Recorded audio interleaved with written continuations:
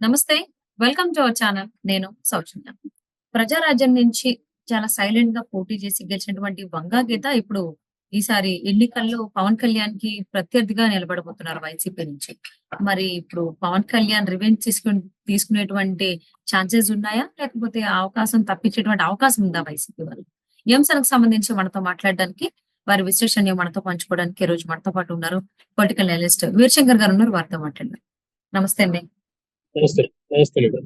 ప్రజారాజ్యం నుంచి వంగా గీత ఇంతకు ముందు జరిగినటువంటి 2 ఇయర్స్ బ్యాక్ 2 టైమ్స్ జరిగినటువంటి ఎన్నికల వెనకాల గెలిచి వైసీపీలోకి వచ్చేసారు. ఇప్పుడు పిఠాపురం నుంచి పవన్ కళ్యాణ్‌కి ప్రత్యర్థిగా ఈవిడ నిలబడబోతున్నారు అని చెప్పి టాక్ వినిపిస్తోంది. ఈవెన్ ముద్రగడ గారి పేరు కూడా వినిపిస్తోంది. ఇద్దరి పేర్లు వినిపిస్తోంది. కానీ వంగా గీత ఎక్కువ వచ్చేటువంటి అవకాశం ఉన్నట్లుగా మనకు వినిపిస్తున్నాయి మాటలు. సో మరి ఇలా ఉన్నప్పుడు ఇప్పుడు వంగా గీత మీద రివెంజ్ తీసుకునేటువంటి ఛాన్స్ ఉంది అంటారా పవన్ కళ్యాణ్? అసలు ఏం జరగచ్చు పిఠాపురం సంబంధించి? సౌజన్య గారు, హ్మ్. ఇక్కడ రివెంజ్ అనే రాజకీయంలో రివెంజ్ అనే పదానికి అర్థమైతే లేదనుకోవచ్చు. కాకపోతే యాదృచ్ఛికంగా పవన్ కళ్యాణ్ గారు పిఠాపురంని చూస్ చేసుకోవటం వెనుక పిఠాపురంలో కాపులకు సంబంధించిన 70,000 ఓట్లు ఉన్నాయనేది మనం అందరం తెలుసుకోవాల్సిన సత్యం. హ్మ్. అట్లాగే వర్మ గారు, టీడీపీ నుంచి వర్మ గారు గతంలో కూడా నేను ఆయనకి ఎందుకంటే ఈ జన సైనికులు వర్మ గారికి 2014లో సపోర్ట్ చేశారు. కానీ ఈయన గెలవలేకపోయినా కూడా ఆ పవన్ కళ్యాణ్ గారిని ఈ జన సైనికుల సపోర్ట్ ని ఆయన ఇచ్చేస్తూ ఈయన మొన్న ఒక స్టేట్మెంట్ ఇచ్చారు ఈ పొత్తుకు ముందే. హ్మ్. పవన్ కళ్యాణ్ గారు గనక పిఠాపురం నుంచి కాంటెస్ట్ చేస్తే నేను పూర్తిగా ఆయన ఇక్కడికి వచ్చి ప్రచారం చేయకుండానే నేను గెలిపించి ఈ సీటు ఆయనకి అప్పగిస్తా అని చెప్పి ఆయనకు ఒక నమ్మకం ఉంది. ఎందుకంటే ఇక్కడ ప్రత్యర్థి కూడా వంగా గీత గారైన ప్రత్యర్థి కూడా వైసీపీ పార్టీ నుంచి వచ్చిన ప్రత్యర్థి కూడా ఈ పవన్ కళ్యాణ్ గారి వాళ్ళ ఫ్యామిలీ బ్యాక్గ్రౌండ్ నుంచే ఆమె వాళ్ళ నుంచి లబ్ధి పొంది అక్కడ సీటు తీసుకున్న పరిస్థితి. ఈమె గతంలో టీడీపీలో ఉంటూ ప్రజారాజ్యం టైంలో 2009లో ప్రజారాజ్యం పార్టీలో చేరి చిరంజీవి గారి ద్వారా అక్కడ సీటు చిరంజీవి గారి మెప్పు పొంది అదే సీట్ ని పిఠాపురం సీట్ ని ప్రజారాజ్యం ద్వారా గెలుపొందిన వాళ్ళు వంగా గీత గారు ఉన్నారు. అప్పుడు ఈమెకి ప్రజారాజ్యం ద్వారా అంటే రాజకీయాల్లో రావటానికి ప్రధాన ద్వారం ప్రజారాజ్యం అని చెప్పి వీళ్ళందరికీ చాలా మందికి తెలిసిన విషయం. ఎందుకంటే కోటాను కోట్లు మిగిలిన వాళ్ళు ఖర్చు పెట్టే పరిస్థితిలో చిరంజీవి గారి మీడియా ద్వారా వీళ్ళు అతి తక్కువ ఖర్చుతో ఎమ్మెల్యేలు అయిన పరిస్థితి అయిన తర్వాత వీళ్ళు సంపాదించుకునే పరిస్థితి. ఎమ్మెల్యే అయిన తర్వాత ప్రజారాజ్యం పార్టీ కాంగ్రెస్ లో విలీనమైంది.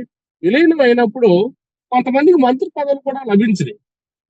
ఆ విషయంలో వంగా గీత గారికి మంత్రి పదవి దక్కలేదనే ఆక్రోశంతో నాకు ఈ పార్టీ టికెట్ ఇచ్చి నన్ను గెలిపించిన పరిస్థితి ఉంది అనేది కూడా ఆలోచించుకున్నా చిరంజీవి గారికి అపోజిషన్ పార్టీలో చేరి తర్వాత తద్వారా అక్కడ తన నిలకడను నిరూపించుకొని అదే సామాజిక వర్గం ఓట్లు ఎక్కువ ఉండటం వల్ల ఆమె నెట్టుకు వచ్చారు ఇప్పటివరకు.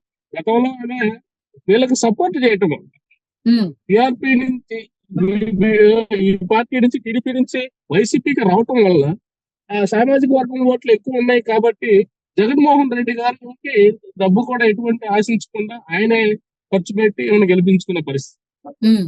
కానీ సామాజిక వర్గం ఓట్లు దృష్ట్యా లేకపోతే జన సైనికుల అభిమానుల దృష్ట్యా పిఠాపురం అనేది జనసేన గెలవబోయే మొట్టమొదటి సీట్ అని చెప్పి మనం చెప్పుకోవచ్చు. ఈ తరుణంలో వంగా గీత గారు పవన్ కళ్యాణ్ గారికి ఎదురవటం, పవన్ కళ్యాణ్ గారు వీళ్ళిద్దరూ ఒకే నియోజకవర్గంలో పోటీ చేయటం అనేది అది సహజంగా వచ్చిందే. కానీ అంత కాంట్రవర్సీ అవ్వాలని లేకపోతే ప్రజారాజ్యాన్ని ఎవరైతే నష్టపరిచారో వాళ్ళ మీద పగ తెచ్చుకునే ఉద్దేశం అయితే పవన్ కళ్యాణ్ జనసేన పార్టీకి లేదు అని చెప్పి మనం అనుకోవచ్చు.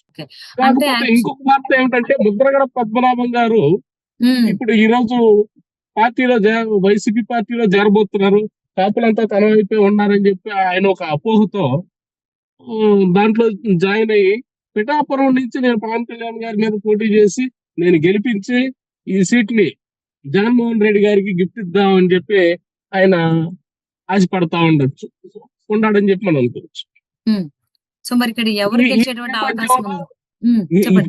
పిఠాపురం టీడీపీకి సంబంధించిన కార్యకర్తలు కానివ్వండి, జన సైనికులు కానివ్వండి, లేకపోతే కాపు సామాజిక వర్గం కానివ్వండి, అక్కడ 2 లక్షల చిల్లర ఓట్లు ఉంటే అందులో 70,000 కాపుల ఓట్లు.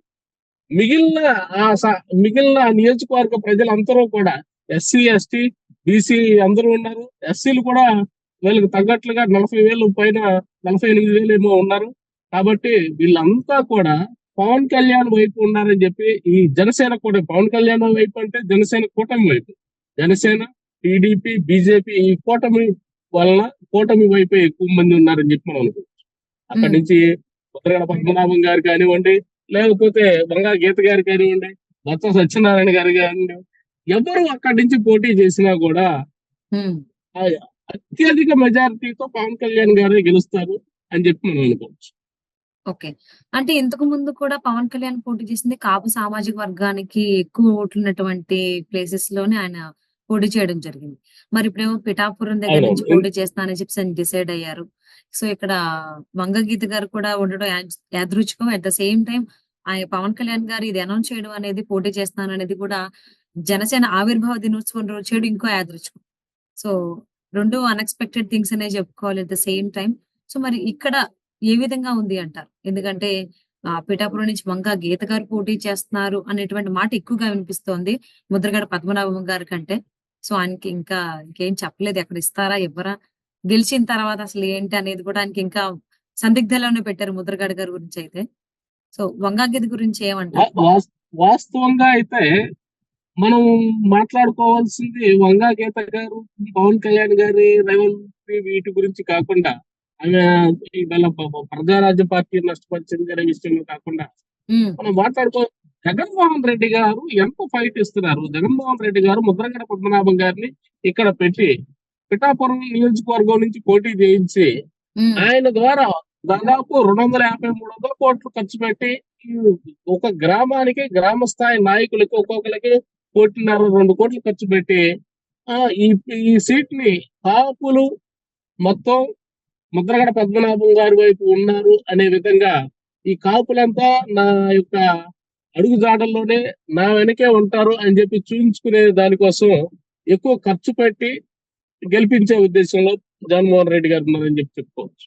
కాబట్టి ముద్రగడ పద్మనాభం గారి వైపు ఉన్నారా, లేకపోతే పవన్ కళ్యాణ్ గారు టీడీపీ వైపు ఉన్నారా అనేది ముందు తేలబోతుంది. కానీ డబ్బుకు మాత్రం ఎవరైనా దాసోహం అని చెప్పి అనుకోవచ్చు. స్థానిక నేతల్ని, విలేజ్ గ్రామ స్థాయి నాయకుల్ని ₹1,00,00,000 ఇచ్చి వాళ్ళని వశపరుచుకునే విధంగా ముందుగా స్థాయిలో నడవబోతారని చెప్పి అనుకోవచ్చు. వీటిని కట్టడి చేయడంలో ఎలక్షన్ కమిషన్ కానీ, జన సైనికులు కానీ, అట్లాగే కాపు నాయకులు, మిగతా కాపు గారికి వ్యతిరేకంగా వీరు చేయబోయే రాజకీయ దౌర్జన్యానికి, అనరాజకీయాలకు వ్యతిరేకంగా పవన్ కళ్యాణ్ గారిని ఎట్లా గెలిపించుకుంటారనేది ఉద్దేశంతో వీళ్ళు ఎంతవరకు నిలబడగలుగుతారు. జగన్మోహన్ రెడ్డి గారి ధనస్వామ్యం ముందు, ఆ డబ్బుకు దాసోహం కాకుండా వీళ్ళు జనసేన వైపు నిజమైన కాపులుగా, నిజమైన జనసైనికులుగా ఎంతవరకు నిలబడగలుగుతారు. భావితరాలకు పవన్ కళ్యాణ్ లాంటి ఒక నిస్వార్థ రాజకీయ నాయకుడిని కోల్పోయే ప్రమాదం ఉందని చెప్పి మనం అనుకోవచ్చు. ధనానికి లొంగకుండా. సో మరి 2024 ఎన్నికల్లో పిఠాపురం నుంచి పవన్ కళ్యాణ్ పోటీ చేస్తారని చెప్పేసి మనకి అనౌన్స్మెంట్ రావడం కూడా జరిగింది. అలాగే వైసీపీ నుంచి అక్కడ వంగా గీత గారు పోటీ చేయబోతున్నారు అన్నట్టుగా కూడా మనకు వార్తలు వినిపిస్తున్నాయి. సో మరి అక్కడ వంగా గీత గారే వస్తారా, లేకపోతే ముద్రగడ గారు వస్తారా? అసలు ఎవరిని దింపుతారు వైసీపీ పవన్ కళ్యాణ్ ప్రత్యర్థిగా అనేది చూద్దామని రాబోయేటువంటి రోజుల్లో.